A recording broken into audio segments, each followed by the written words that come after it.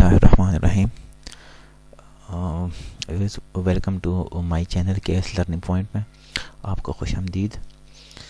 Viewers, आज की जो वीडियो है वो एटॉमिक एनर्जी कमीशन KRL जो कहूटा रिसर्च लेबॉर्ट्री वाले जो टेस्ट लेते हैं असिस्टेंट मैनेजर फिज़िक्स का, तो इस वीडियो में हम वो ओल्ड पेपर्स का सॉल्व करने की कोशिश करेंगे। तो व्यूअर्स, ये मेरे पास 2018 का पेपर है। इससे आपको अंदाज़ा हो जाएगा कि कौन से सब्जेक्ट्स से क्वेश्चन आते हैं, मोस्टली कौन सा पोर्शन सिलेबस का इसको कवर करना है, कौन सा नहीं करना। तो चलो वे स्टार्ट करते हैं। सबसे पहला क्वेश्चन है, क्वेश्चन नंबर 1 है, spherical shape of mercury droplets is due to. Option है high viscosity, low surface tension, high density, high surface tension. तो इसको सॉल्व करने की ज़रूरत नहीं है, बस इसका आंसर है डी, हाई सरफेस टेंशन की वजह से मर्करी जो ड्रॉपलेट होते हैं वो स्फेरिकल शेप में होते हैं। इसमें देखेंगे कि जो क्वेश्चन सॉल्व करने की ज़रूरत होगी उसको सॉल्व करेंगे। बाकी जो थियोरेटिकल है वो तो फिज़िक्स से रिलेटेड जिसका भी फील्ड है उसको पता होता है कि ये कौन सा आंसर ठीक है, कौन सा नहीं ठीक। तो चलिए देखते हैं। दूसरा क्वेश्चन है, which of the following does not support the wave nature of light. Option है interference, diffraction, polarization, photo electric effect. तो गाइस, ये इंटरफेरेंस, डिफ्रैक्शन और पोलराइजेशन ये वेव नेचर ऑफ लाइट को डिफ़ाइन करते हैं, और जबकि फ़ोटो इलेक्ट्रिक इफ़ेक्ट डिफ़ाइन करता है पार्टिकल नेचर ऑफ लाइट्स को। तो इसका आंसर है D, photo electric effect. Question number 3 है, which components of velocity of a projectile is 0 at maximum height. Option है वर्टिकल कंपोनेंट्स, हॉरिजॉन्टल कंपोनेंट्स। दूसरा है सी नंबर है इसका, बोथ ए एंड बी, और D none of the above. तो guys, ये बहुत ही इजी क्वेश्चन है। मैक्सिमम हाइट में प्रोजेक्टाइल का जो है वो 0 कब होता है, तो इसका आंसर है वर्टिकल कंपोनेंट, क्योंकि इसी वर्टिकल कंपोनेंट में जो इसका डायरेक्शन होता है वर्टिकल कंपोनेंट्स का वो डाउनवर्ड होता है। उस टाइम वेलोसिटी का जो प्रोजेक्टाइल होता है वो मैक्सिमम होता है। तो इसका आंसर है ए, वर्टिकल कंपोनेंट। फोर्थ क्वेश्चन है, convex lens is made of 3 layers of glass of 3 different materials as in the figure. A point object is placed on its axis. The number of images of the objects are. तो ये इन्होंने mirror दिया हुआ है, convex lens दिया हुआ है। तो ये इसमें क्वेश्चन बता रहे हैं कि ये 3 लेयर से बना हुआ है। एक इसका लेयर ये है, एक लेयर ये है, एक लेयर ये है। तो क्वेश्चन है कि इसमें इमेजेस कितने बनेंगे। तो देखें, डेफिनेटली ये जो लेंस है ये 3 मटेरियल से बना हुआ है। तो इसके 3 डिफरेंट रिफ्रैक्टिव इंडिसेस होंगे, और ये अगर रिफ्रैक्टिव इंडिसेस 3 होंगे तो इसके फोकल लेंथ भी 3 होंगे। सो इसका आंसर, तो ये अगर 3 इसके फोकल लेंथ हैं तो ये इमेजेस भी 3 बनाएंगे। तो इसका आंसर है 1 2 3। ये यहाँ पे इसका आंसर गलत दिया हुआ है, इसका करेक्ट आंसर है सी, इमेजेस इसके 3 बनेंगे। क्वेश्चन नंबर 5 दिया हुआ है, all capacitors used in the diagram are identical and each is of capacitance then capacitance C, then the effective capacitance between the points A and B is। तो ये diagram दिया हुआ है। पहले 3 कैपेसिटर जो है ये पैरेलल है, और नेक्स्ट 3 जो है ये भी पैरेलल है। तो और ग्रुप्स इसके 2 बनाए हुए हैं जो इस सीरीज़ में है। तो गाइज ये उस ऑप्शन है सी, इसका ए सी है, बी 3C और सी 1.5C और डी 6C है। तो गाइज ये सिंपली फार्मूले से होगा C is equal to 3C divided by 2। तो इसका आंसर 3 डिवाइडेड बाई 2, इसका आंसर आएगा 1.5C। तो इसका करेक्ट आंसर है सी।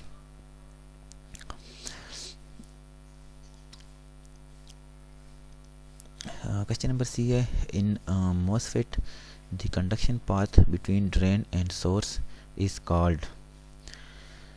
क्वेश्चन नंबर 6 ऑप्शन है पी रीजन, एन रीजन, सी चैनल सबट्रैक्ट्स। ये थ्योरेटिकल क्वेश्चन है। तो मोस्टली जो आपने पढ़ा होगा कि MOSFET के जो है 4 टर्मिनल्स होते हैं, एक सोर्स, दूसरा गेट, ड्रेन और बॉडी। तो यहाँ पे क्वेश्चन है कि conduction path between drain and source, drain और सोर्स के बीच में जो पाथ है उसको क्या कहते हैं?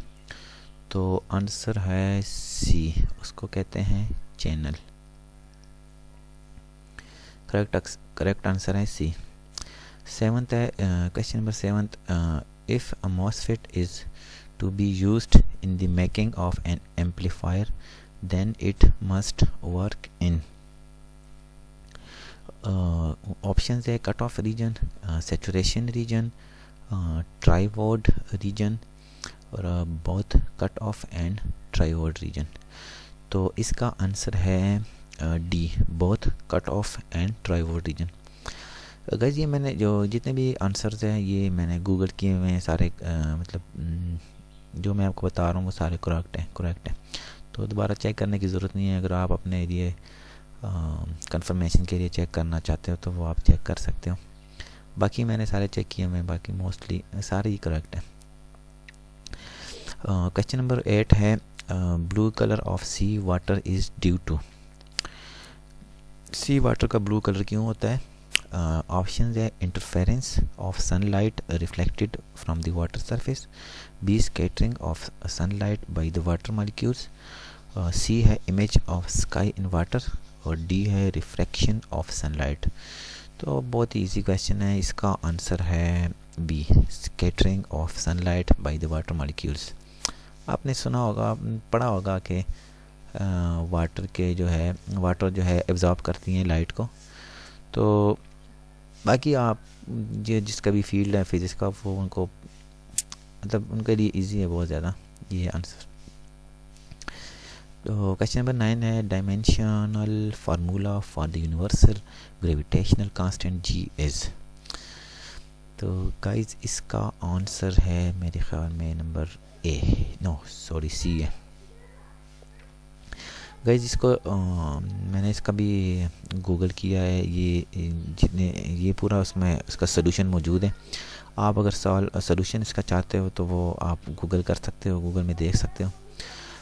क्योंकि यहाँ पे अगर मैं इसको सॉल्व करता तो वीडियो काफ़ी लेंथी हो जाती, तो इसलिए मैं आपको जो मेन चीज़ है वो बता रहा हूँ कि आपको सिर्फ आइडिया हो जाए कि किस टाइप के क्वेश्चन आते हैं। तो इसका आंसर है सी, m-1 L3 T⁻⁻²। तो क्वेश्चन नंबर 10 है, which of the following is an example for the application of class D amplifier. Class D amplifier example इसका एक स्विच है, टॉर्च है, pulse generator, bulb, electric fan. तो इसका correct answer है pulse generator, option C is correct. Question number 11 है, for a series LCR circuit at resonance the statement which is not true is. ये LCR circuit के लिए कौन सा statement true नहीं है, मतलब गलत है? नंबर 1 ए है, peak energy stored by a capacitor is equal to peak energy stored by an inductor. B, average power apparent power wattless current is 0, power factor is 0। इसका करेक्ट आंसर है power factor is 0। Correct answer D. Question number 12 है for a series LCR circuit at resonance. इसका correct answer है XL = XC। Question number 13 है at no load which loss is negligible in transformer. Options है copper loss, eddy current loss, hysteresis loss, heating loss. इसका correct answer है A, copper loss. Question number 14 है in flyback converters the buck boost inductor is replaced by a flyback capacitors, flyback transformer, flyback inductors, both A and B. Question है flyback converter जब the buck boost inductors किस चीज़ से replaced होता है, तो इसका answer है flyback transformer. Option B is correct. The question number 15 है the ratio of the nuclear radii of elements with mass numbers 216 and 125। इस दोनों के बीच में जो रेशियो है वो फाइंड करनी है। ऑप्शंस हैं हमारे पास 216, 125, 216 under the root, 125 under the root 6/5 और नन ऑफ दिस। तो गाइस रेशियो फाइंड करने के लिए हमारे पास फार्मूला है R = R0 A⁻1/3। तो इसको सॉल्व करने का तरीका है R1 हमारे पास 216 है और R2 हमारे पास है 125। तो R1 डिवाइडेड बाई R2 करेंगे। R1 की जगह 216 और R2 की जगह 125 होल की पावर 1/3। तो इस डिवाइड करेंगे तो ऊपर आ जाएगा 6 और नीचे आ जाएगा 5, 6 और 5। तो ये इसका रेशो बनती है 6/5।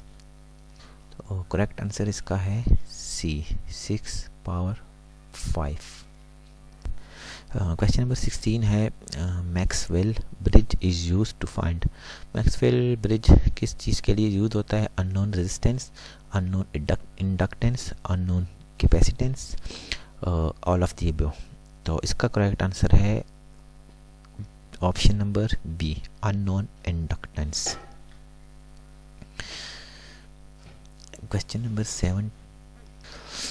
17 है the dimensions of resistance are same as those of dash where h is the Planck constant, e is the charge. तो ऑप्शन है h/e², h/e, सी कोई ऑप्शन नहीं, डी h²/e²।